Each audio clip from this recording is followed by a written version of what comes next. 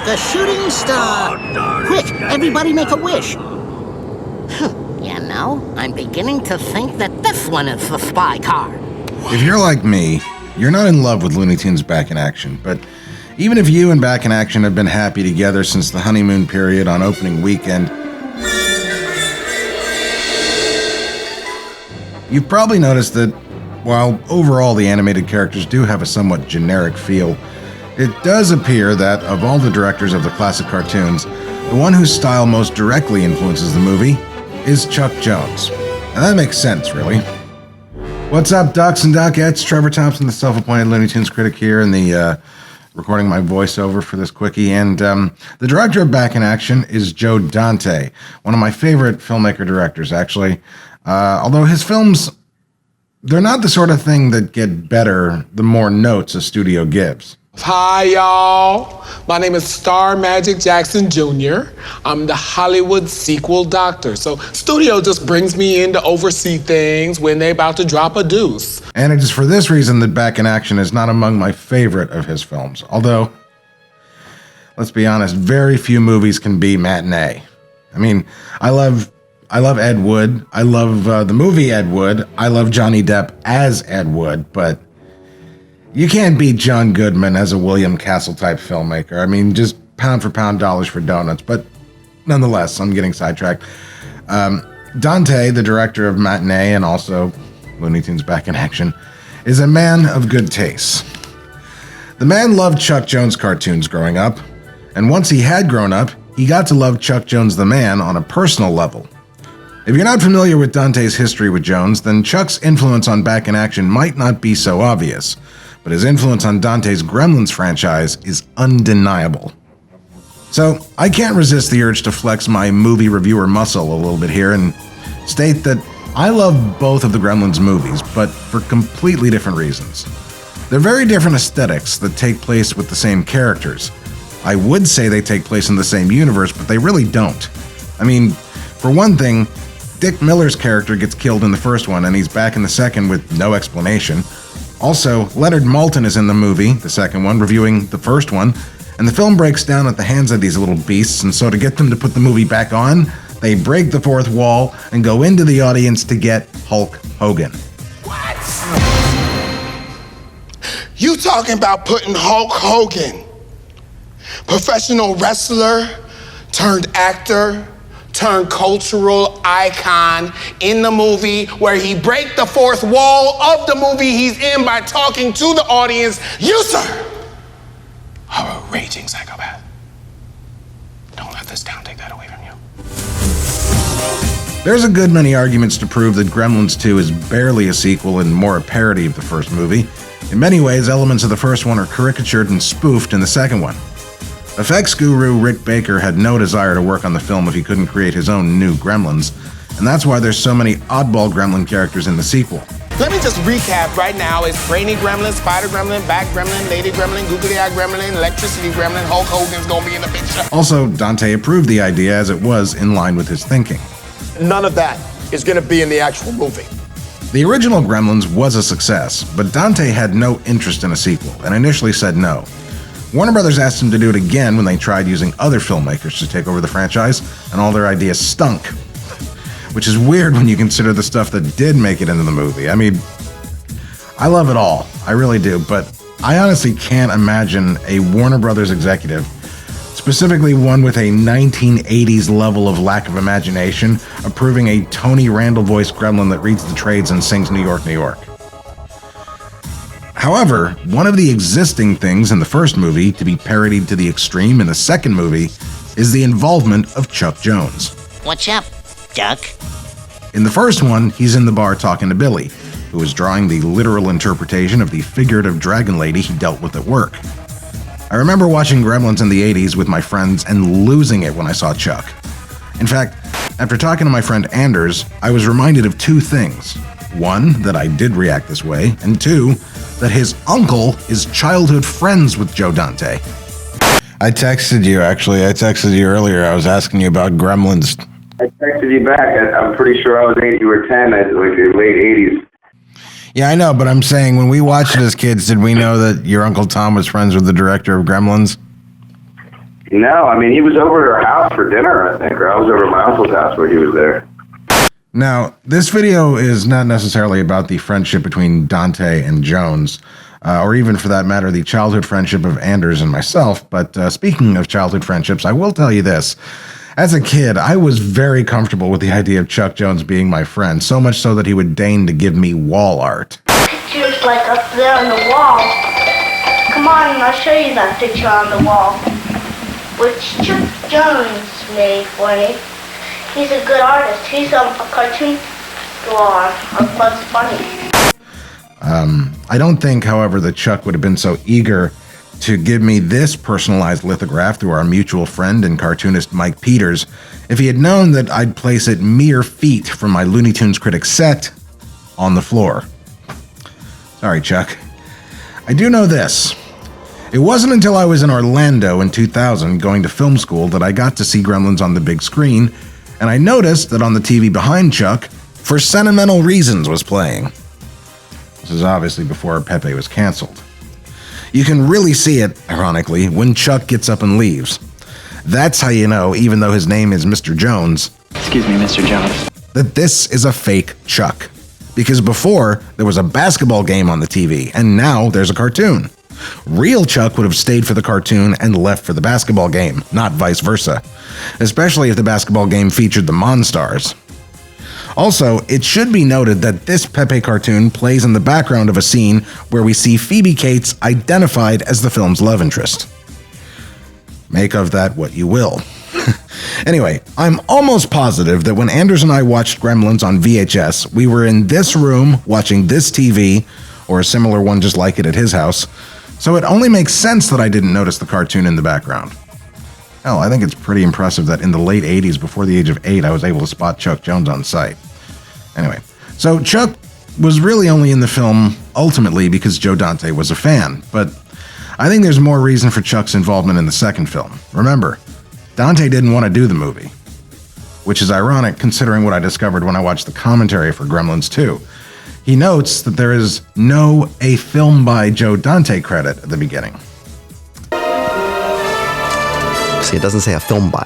It says a Michael Fennell production. It's the way we do things here. Actually, if there ever really was a film by that I could take the credit for it, this is the one. So this is a Joe Dante joint, y'all. By the way, if you don't get the joint in place of the word film joke, it's because you haven't seen any of the movies of another one of my favorite filmmaker directors, Spike Lee. A Spike Lee joint. My favorite joint of Spike's, incidentally, is Bamboozled, a movie that couldn't be made today, but should be seen by everyone 30 and under, as it's a brilliant satire about a minstrel show performed by black actors in blackface. You're putting white actors in blackface? No, my dear. We're using black actors with blacker faces. Don't you think that people are going to be offended by Yes, this? that's good. I want them to be offended. Some of you have seen the last few minutes of it, though, as a few of the censored 11 make their way into the montage of blackface during the film's denouement. It's one of many great films that paved the way for black directors. Like Tim Story, who, I believe, in honor of Spike... No, not that Spike. Get out of here. Who I believe should have his movies be called something. I mean, Tom and Jerry is clearly going for a 90s aesthetic. Why not, or a Space Jam aesthetic? Why not just call it a Tim Story Jam? Or just drop the word entirely. Why can't Tom and Jerry just be a Tim Story? Well, it certainly can't be any good. If you'd like to see me and Thad explain why Tom and Jerry could never be good, even any situation why the other movies weren't good and why they'll never be a good one in detail via our review of the film, click up there somewhere. I don't know, somewhere around there. It's our review. You can click on it. Anyway. And now, these messages.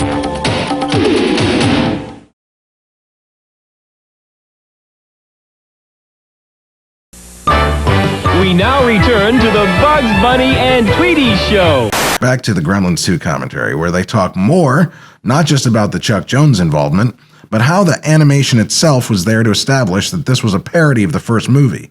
But also they point to specific parts in the movie where it parodies itself. Now here, of course, in homage to the blender scene in the first movie. The whole thing with influences in movies is that, they're not conscious. I mean, I saw a lot of Frank Tashlin movies when I was a kid, and I saw a lot of Warner Brothers cartoons, and you don't consciously access that stuff when you're working, but it is an influence, and of course... Anyway, that was a very long-winded way of me saying that I think there's a greater reason for Chuck to be in the sequel rather than simply that of a tone setter. Dante claims in the commentary for the film, as we've seen, and also here in this piece of the extended original intro with his commentary, that the point of the animation was to set the tone with the audience, that this isn't what we've seen before.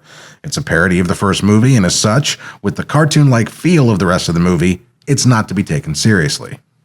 The idea was to impart the same tone to the beginning of the movie as the movie itself was going to have, and sort of tip people off as to what they were in store for.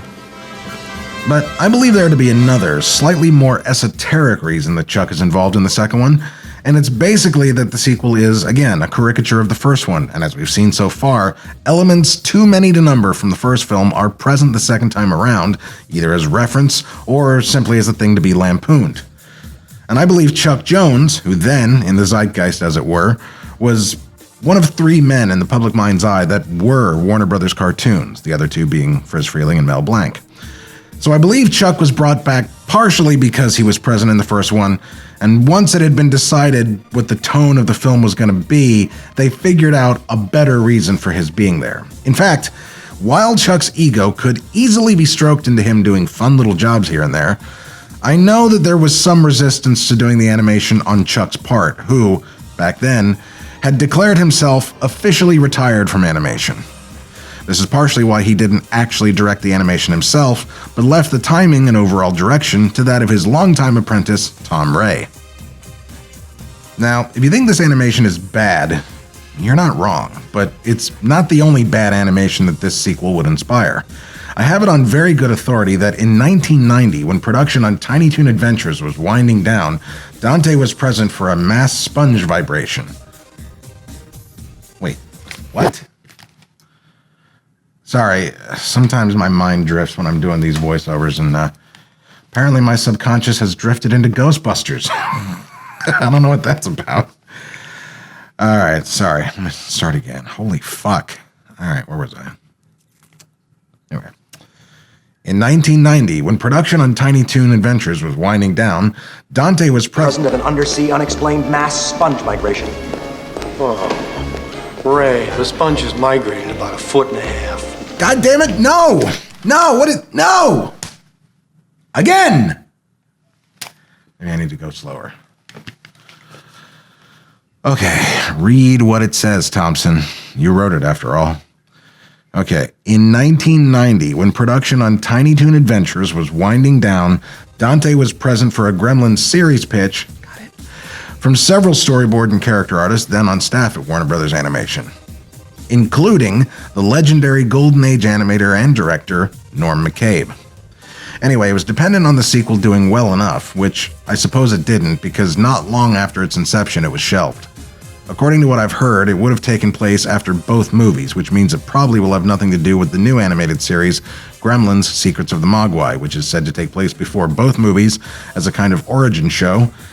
That is, if and when it ever comes to HBO Max, much like Tuned Out.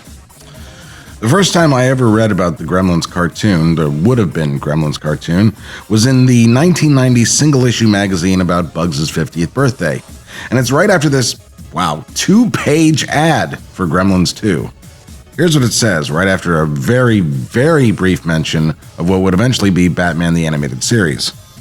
A syndicated Gremlins series based on the Joe Dante directed films.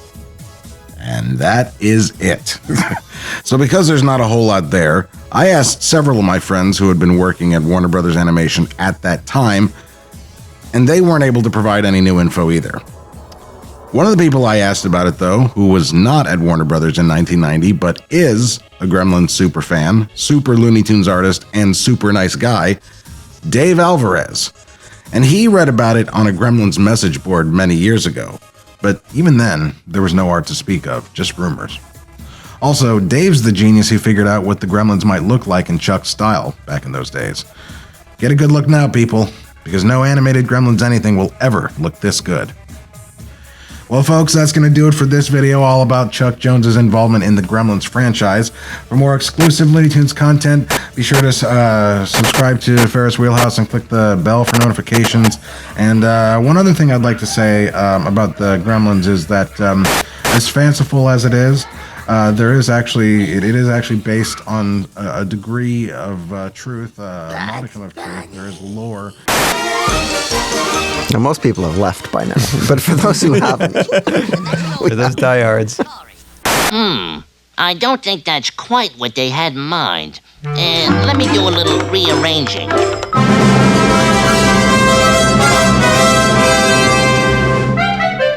Gremlins 2 in C. Ha! It is to sneer. There. Now that's got the old savoir-faire.